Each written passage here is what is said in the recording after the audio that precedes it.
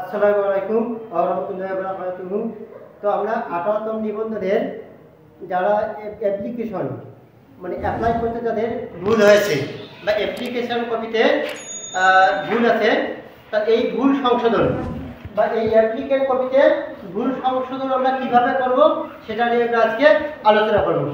এখন এই অ্যাপ্লিকেন্ট কপিতে কী কী ভুল হতে পারে বা কখন সমাধান করব এবং কিভাবে করব সেটা আমরা আজকে আলোচনা করব। এখন নাম যদি দেখা যাচ্ছে যে অ্যাপ্লাই করার সময় কিন্তু নামের সমস্যা হতে পারে। এখন লেখার ক্ষেত্রে দেখা যাচ্ছে ইংলিশের কোনো একটা ওয়ার্ড মিসিং হয়ে গেছে, তখন কিন্তু এই নামটা সংশোধন করতে হবে। যদি সংশোধন করা না হয় তাহলে কিন্তু এমপিও যখন আমরা ফাইল পাঠাবো তখন কিন্তু এমপিও হবে না। কেন?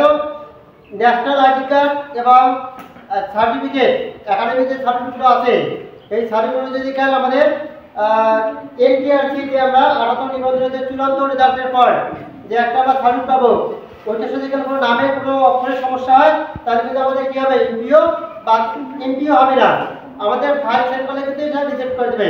এই জন্য নামের প্রতিটা বানান যাতে আমাদের একাডেমিক সার্টিফিকেট অনুযায়ী প্রতিটা শব্দ যাতে একই থাকে, কোনো কম বেশি না থাকে। কম বেশি থাকলে কিন্তু সেটাকে কী করতে হবে, সংশোধন করে নিতে হবে।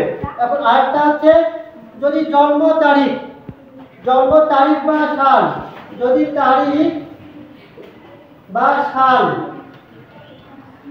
তারিখ বা সাল কোনো ভুল থাকে তাহলে কিন্তু এমপিও হবে না। তো এখন তারিখ আর সাল যেটাই ভুল থাক সেটাকে কী করে নিতে হবে, সংশোধন করে নিতে হবে। সংশোধন না হলে কিন্তু আমাদের কি এমপিও হবে না এবং ফাইলগুলো কী করতে হবে, ফাইলগুলো রিজেক্ট করে দেবে, তারপরে আমাদের কি বিল হবে না। এরপর আসো যদি জিপিএ অথবা সিজিপিএ, এখন এই জিপিএ এবং সিজিপিএ দেখবেন সমস্যা থাকে। এখন দেখা যাচ্ছে যে কারো জিপিএ আছে 4.40 কিন্তু ভুলে দিতেছে কি 4.30, তখন কিন্তু এটা একটা বিশাল একটা সমস্যা। এখন এই সমস্যা থাকলে কিন্তু সমাধান করে দিতে হবে। সমাধান যদি করে নেওয়া না হয় তাহলে কিন্তু আমাদের এমপিও হবে না। তাহলে যতই আমরা হল নাম্বার পাই না করে তখন কিন্তু আমরা ইন্ডেক্স বসাতে পারবো না। আর ইন্ডেক্স বসাতে না হলে তো কোনো প্রতিষ্ঠানে যে চাকরি করে টাকায় যেখানে না পাচ্ছে চাকরি করতে লাভ হবে না।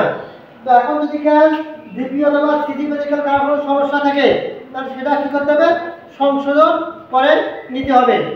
এখন আমরা যদি এই সংশোধনগুলো যদি না করি, এই সংশোধনগুলো যদি না করে নেই তাহলে আমাদের 18তম নিবন্ধনের চূড়ান্ত রেজাল্ট হওয়ার পর কিন্তু আমাদের একটা সনদ দেবে। এই সনদে কিন্তু এই ভুলগুলো কিন্তু থেকে যাবে।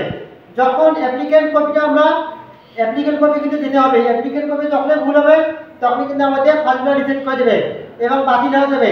এবং সার্টিফিকেট বা সনদ অনুযায়ী যদি আমাদের আর জন্ম নিবন্ধন অথবা ভোটার আইডি কার্ডের যদি নাম যদি কোনো মিল না থাকে বা কোনো শব্দ আমাদের একাডেমিক থেকে তাহলে কিন্তু সেটাও হবে না, সেটাও এমপিও হবে না, সেটা বাতিল করে দেবে।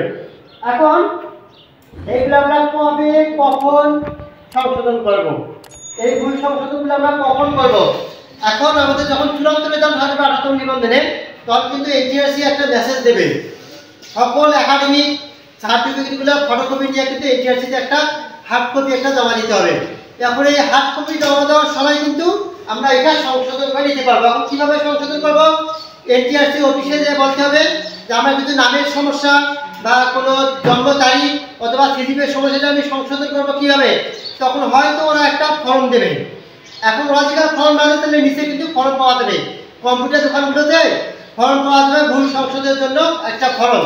ওই ফর্মটাতে ওই ফর্মটা সংগ্রহ পূরণ করতে হবে। ওখানে কী কী লেখা আছে, ওটা ধার্মিক লেখা আছে, ওইটা পূরণ করে ওটা জমা দিতে হবে। জমা দিলে কিন্তু যখন আমাদের সনদ তৈরি হবে, যখন চূড়ান্ত আমাদের সার্টিফিকেট দেবে এনটিআরসি থেকে 18তম নিবন্ধনে, এখন এই চূড়ান্ত যে সার্টিফিকেট তৈরি হবে তখন কিন্তু ওখানে এটা সংশোধন করে দেবে, তখন কিন্তু আমরা অ্যাপ্লিকেন্ট কপিতেও আমরা সংশোধন করে নিতে পারবো।